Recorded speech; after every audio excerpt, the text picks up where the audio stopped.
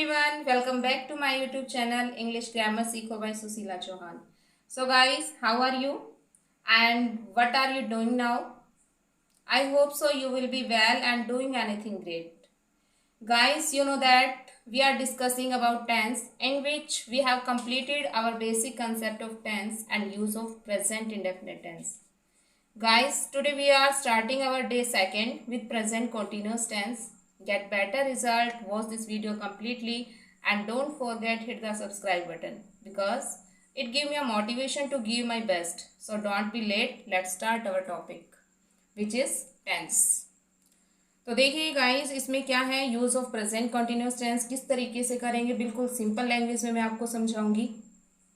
तो सबसे पहले स्टार्टिंग में ही कर लेते हैं हम, क्या हिंदी में ही है। पहले इसको हम कैसे आइडेंटिफाई करेंगे, तो आइडेंटिफाई करने के लिए आपको क्या मिलेगा, लास्ट में आपको मिलेगा रहा है, रही है एंड रहे है। ये वर्ड आपको कहाँ पे मिलने वाले हैं, सेंटेंस के लास्ट में। अगर आप इनको एज अ कीवर्ड भी याद रखना चाहें, किसके लिए, कॉन्टिन्यूस के लिए ओनली, तो आपको रहा, रही, रहे ये वर्ड अगर आपके माइंड में रहेंगे तो आपका कंसेप्ट क्लियर रहेगा, किसके लिए, कॉन्टिन्यूस के लिए। फॉर्मेशन देख लेते हैं सिंपल सेंटेंस की। सबसे पहले हमें क्या लगाना है, इसमें सब्जेक्ट लगाना है।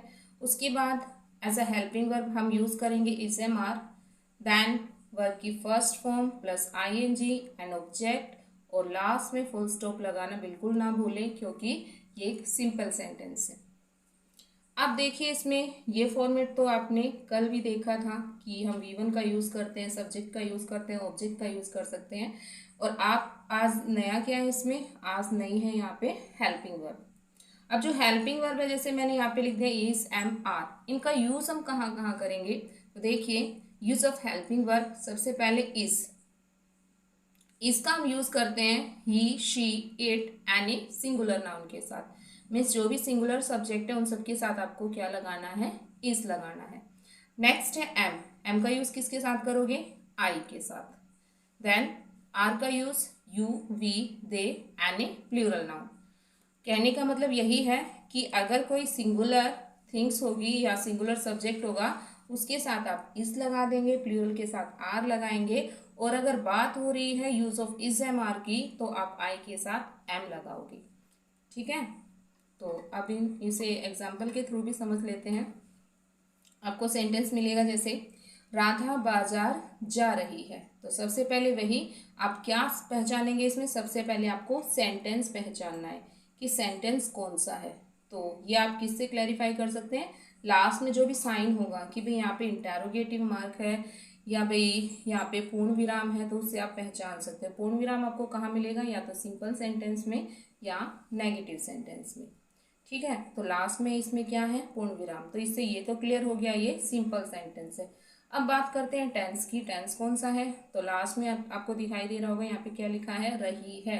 तो यही हमारे क्या है, टैग वर्ड है। मीन्स रही है जहाँ पे आ जाएगा वो आपका कौन सा टेंस होगा, कॉन्टिन्यूअस टेंस होगा। और है अगर साथ में है तो प्रेजेंट कॉन्टिन्यूअस होगा। अगर रही थी, रहा था हो जाएगा तो आपका पास्ट हो जाएगा, ठीक है। पर अभी हम बात कर रहे हैं किसकी, प्रेजेंट कॉन्टिन्यूअस की। तो राधा बाजार जा रही है, हमारे सारे डाउट क्लियर हो गए, हमें टेंस पता लग गया, हमें सेंटेंस पता लग गया और हमें इसकी फॉर्मेशन भी पता है, तो हम इसको आसानी से बना सकते हैं। तो राधा इसमें सब्जेक्ट है, लास्ट में हमें वर्ब मिलती है, वर्ब है इसमें जाना, और जो आपका बाजार है वो क्या है, ऑब्जेक्ट। तो Radha is going to market, Radha singular थी इसीलिए हमने इसके साथ में क्या लगाया, इज। उसके बाद गोइंग वर्ब की फर्स्ट फॉर्म के साथ में हम क्या लगा रहे हैं इसमें, ING form, and then to market. Next है हम परीक्षा की तैयारी कर रहे हैं, तो वही सेम प्रोसेस हमारा, हम यहाँ पे किसके लिए यूज हुआ है, एज अ सब्जेक्ट। तैयारी करना किस में आ जाएगा, आपकी वर्ब के अंदर, और तैयारी किस चीज़ की वो कर रहे हैं ये आ जाएगा आपका ऑब्जेक्ट के अंदर। तो we are preparing for exam, last में फुल स्टॉप जरूरी है। नेक्स्ट है वे दरवाजा खटखटा रहे हैं, तो दे भी वही आपका प्लूरल फॉर्म है, तो दे के साथ आप क्या लगाएंगे, आर लगाएंगे। Knocking at the door.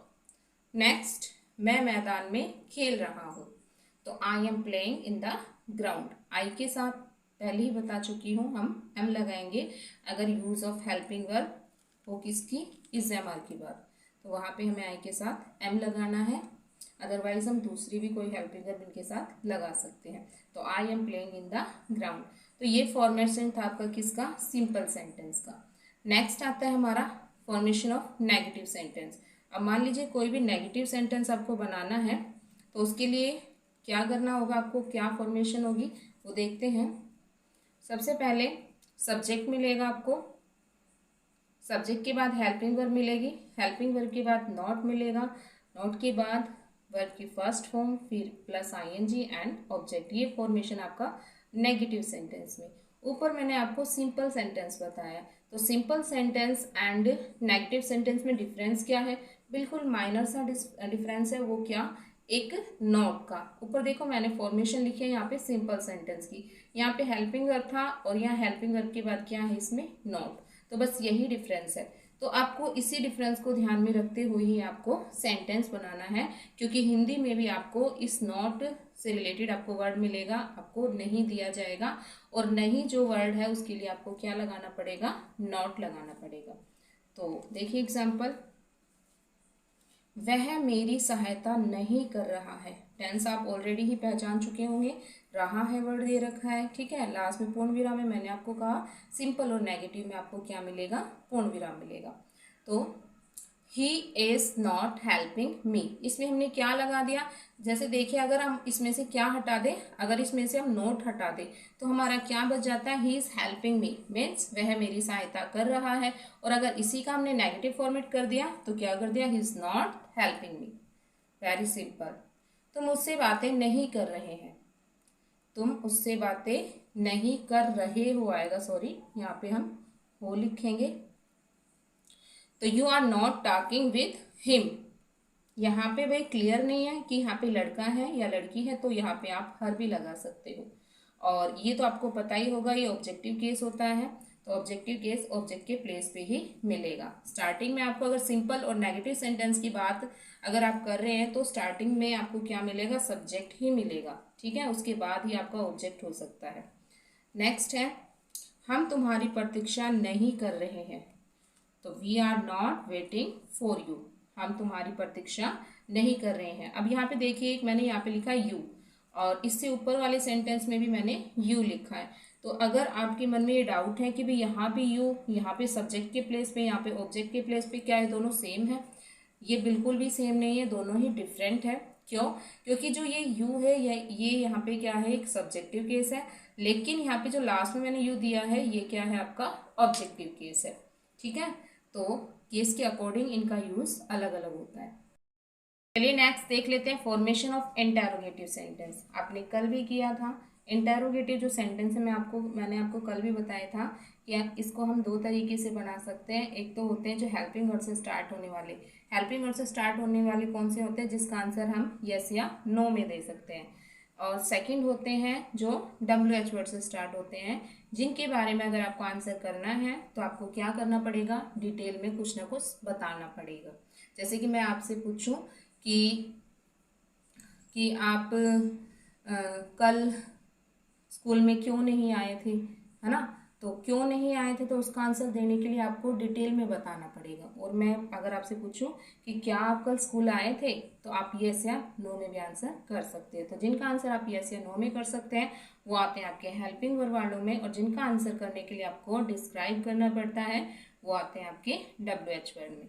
तो इसका फॉर्मेशन देखिए, सबसे पहले हम हेल्पिंग वर्ब लगाएंगे। हेल्पिंग वर्ब हम आपको पता ही यूज कर रहे हैं किसका, इज एम आर का। नेक्स्ट सब्जेक्ट, उसके बाद वही V1 plus ING and object, और लास्ट में क्वेश्चन मार्क। फॉर एग्जाम्पल, क्या तुम मंदिर जा रहे हो, तो देखिए इसका आंसर अगर आपको देना हो तो आप यस या नो में भी आंसर कर सकते हो। कि आपसे पूछा जा रहा है कि आप मंदिर जा रहे हो तो आप कह सकते हो, अगर जा रहे हो तो आप यस बोल सकते हो, नहीं जा रहे हो तो आप नो कह सकते हो। तो ये किस में आ जाएगा, आपका हेल्पिंग वर्ड से स्टार्ट होने वाले सेंटेंस में। तो क्या तुम मंदिर जा रहे हो, तो पहचानने के लिए वही आपको लास्ट में क्वेश्चन मार्क मिलेगा WH वर्ड में और हेल्पिंग वर्ब में, दोनों में यही चीज़ सेम होती है। तो देखिए कैसे बनाएंगे इसको, क्या तुम मंदिर जा रहे हो। तो देखिए आपको टेंशन लेने की कोई ज़रूरत नहीं है, बिल्कुल सिंपल है। जो भी हेल्पिंग वर्ब हमारी सिंपल सेंटेंस के अंदर होती थी उसी को हम क्या कर देंगे, सबसे आगे ले आएंगे। बस आपको आगे लेके आना है एंड लास्ट में क्वेश्चन मार्क पुट अप करना है। तो इससे ही आपका क्या तैयार हो जाएगा, इंटेरोगेटिव सेंटेंस। तो अब यहाँ पे क्या तुम मंदिर जा रहे हो, तो हम क्या करेंगे, हमारा जो हेल्पिंग वर्ब है वो आता है अकॉर्डिंग द सब्जेक्ट। तो हमारा यहाँ पे सब्जेक्ट क्या है, तुम। तो तुम के अकॉर्डिंग हम क्या लगाएंगे, यू, और स्टार्टिंग में क्या लगा देंगे इसके लिए, आर, क्योंकि यहाँ पे प्लूरल फॉर्म में ये यूज हो रहा है। Are you going to temple. Next, क्या मैं तुमसे बातें कर रहा हूँ, तो वही हमारा सब्जेक्ट है यहाँ पे आई, और आई के अकॉर्डिंग हम क्या लगाएंगे, am I talking with you. Next, क्या मोहन और सोहन क्रिकेट खेल रहे हैं। अब देखिए यहाँ पे डबल सब्जेक्ट है, डबल मतलब इसको हम कह सकते हैं कंपाउंड सब्जेक्ट। अब जहाँ पे आपके कंपाउंड सब्जेक्ट हो, कंपाउंड सब्जेक्ट किसको बोलोगे आप, जो मान लीजिए कोई भी दो शब्द हैं या दो सेंटेंसेस हैं, वो किसी कनेक्टर से या किसी कंजक्शन से जब ज्वाइन किए जाते हैं तो उनको हम क्या बोलते हैं, उनको हम कंपाउंड वर्ड बोलते हैं। तो यहाँ पे जो मोहन और सोहन है वो किससे ज्वाइन है, और से। तो जो और वर्ड यूज हुआ है ये क्या है, एक कंपाउंड वर्ड। तो देखिए कैसे बनाएंगे इसको। तो अब ये आप समझ ही गए होंगे प्लूरल फॉर्म है, इसीलिए हमने क्या लगाया, इसके साथ में आर लगाया। Are Mohan and Sohan playing cricket.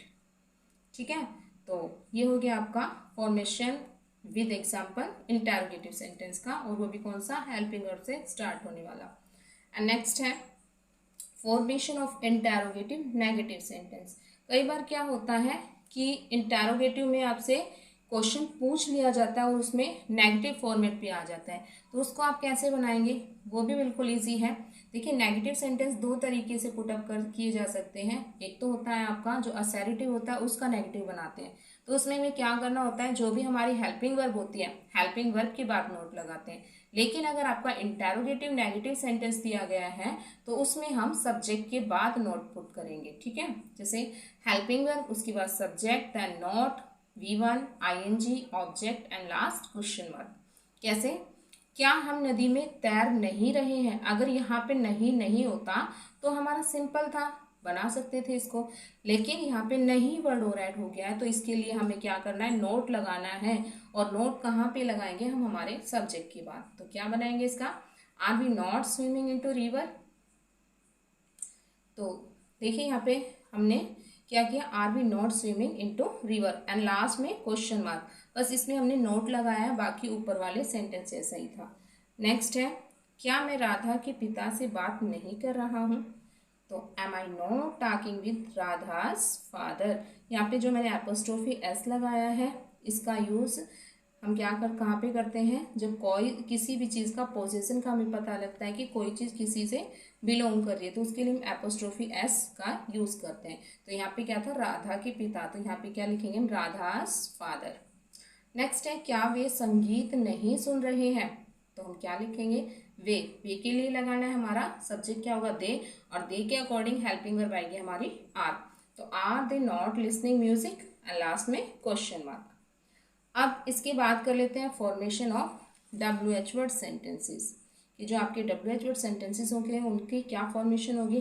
तो उसका भी बिल्कुल सिंपल है, आपको कुछ नहीं करना, जो आपका हेल्पिंग वर्ब वाला सेंटेंस था, जो हेल्पिंग वर्ब से स्टार्ट हो रहे थे, उसी में बस आपको WH वर्ड और ऐड कर देना है। बस WH वर्ड, उसके बाद हेल्पिंग वर्ब, फिर subject, V1, ING and last में ऑब्जेक्ट। एग्जाम्पल के थ्रू समझते हैं। तुम खाना कब खा रहे हो, तो यहाँ पे जो कब वर्ड है इसी से थोड़ा डिफरेंस होता है। जो आपके हेल्पिंग वर्ब से स्टार्ट होने वाले थे उसमें स्टार्टिंग में क्या मिला था, और मान लीजिए वही क्या आपको बीच में दे दिया जाए, हमें अगर बीच में क्या दिया जा रहा है तो किस में काउंट होगा, WH वर्ड सेंटेंसेस में। ठीक है, और अगर वो स्टार्टिंग में क्या दिया गया है तो हेल्पिंग वर्ब वाले सेंटेंस में। तो इसको बनाएंगे व्हेन आर यू हैविंग मील। ठीक है, कि आप खाना कब खा रहे हो। नेक्स्ट है, तुम इस काम में मेरी मदद क्यों नहीं कर रहे हो, तो इसमें क्या आ गया, क्यों वर्ड आ गया है, और जो क्यों है वो क्या है आपका एक WH वर्ड। तो इसके लिए, और देखिए इसमें मैंने नहीं भी डाला है, तो इसमें भी आपको नोट लगाना पड़ेगा, और वही फॉर्मेशन हमारी पीछे वाली ही नोट हमें कहाँ लगाना है, सब्जेक्ट के बाद। कैसे, कि तुम इस काम में मेरी मदद क्यों नहीं कर रहे हो, जो मदद करना है वो क्या है आपकी वर्ब है, और जो ये मेरी है, ठीक है, इसको हम किसके साथ में ऐड कर देंगे, ऑब्जेक्ट के साथ में, और जो इस काम में ये भी क्या है, ऑब्जेक्ट ही है। मतलब एक जो सेंटेंस होता है उसमें दो ऑब्जेक्ट भी आपको मिल सकते हैं, तो इसको हम कैसे बनाएंगे, why are you not helping me in this task, कि आप मेरी सहायता आप इस काम में मेरी सहायता क्यों नहीं कर रहे हो, एंड लास्ट में क्वेश्चन मार्क। नेक्स्ट है, तुम्हारे पिताजी प्रतिदिन न्यायालय में क्यों जा रहे हैं, यहाँ भी क्या आ गया, क्यों। अब क्यों आ गया तो उसी क्यों को हम कहाँ ले आएंगे, सबसे आगे, why is your father going to the court, कि तुम्हारे पिताजी कोर्ट में क्यों जा रहे हैं, और लास्ट में हम डेली भी लगाएंगे, या आप एवरीडे लिख सकते थे, क्यों, क्योंकि मैंने यहाँ पे प्रतिदिन लिखा हुआ है। एट द लास्ट मैं आपसे यही कहूँगी कि सेशन को ज़्यादा से ज़्यादा शेयर कीजिए ताकि वीडियो ज़्यादा से ज़्यादा लोगों तक पहुँच सके और इससे मुझे भी आपका सपोर्ट मिल सके। तो thanks for watching me, have a nice day.